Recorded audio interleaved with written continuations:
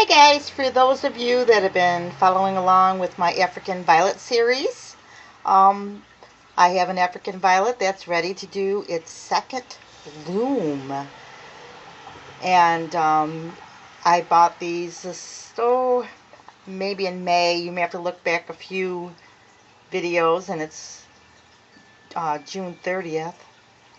And this is the second bloom. This one here is, I've repotted it right away, just in soil that the compost that we had outside, and it's doing pretty good. So I'm not even sure what color the flowers are because to be honest with you, it's my first batch of mother plants.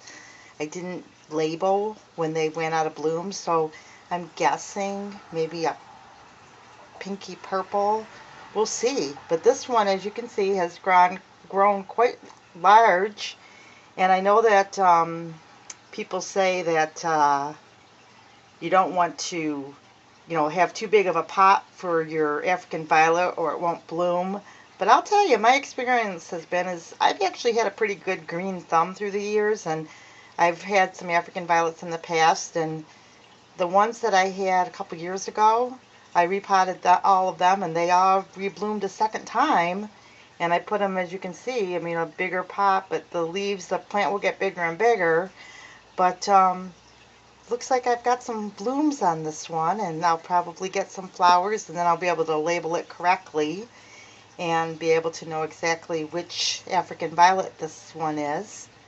So I was pretty excited to see that I'm getting my first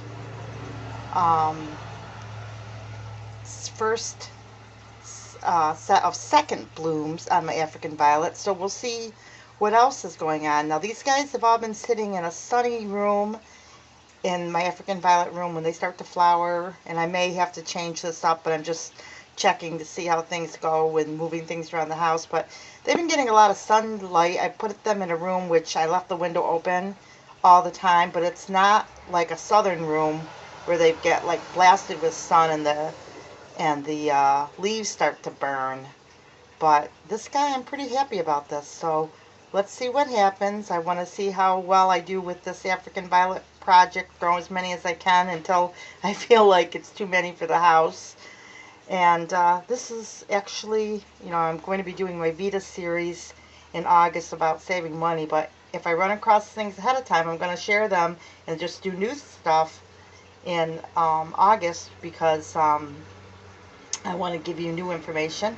But another way you can save money is by growing one type of plant like an African violet, which are fairly cheap to buy, and they flower all year long, and they can even continuously bloom, and then just or just cut a leaf, but some leaves off and make new plants. It's just a great way, and you can use the new plants for gifts and stuff. So for a $3 or $4 little plant, you can get a lot of kickback from your money and have a lot of enjoyment. And the flowers are wonderful, especially if you live in the Northeast like I do, so that you can have flowers all year long and have green in the house, and the leaves don't fall. So even with that, that's another way to save money, is by growing African violets, and just pick different colors for each room, and it's just a wonderful hobby.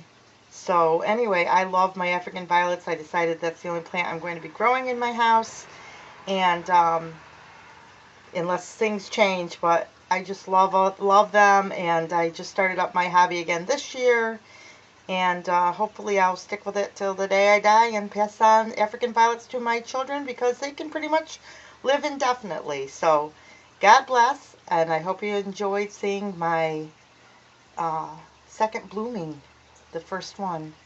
Okay, God bless. Take care. And hey, if you have any questions about African violets, feel free to ask, or if you know any information you want to share with me, I'm more than happy to learn. God bless.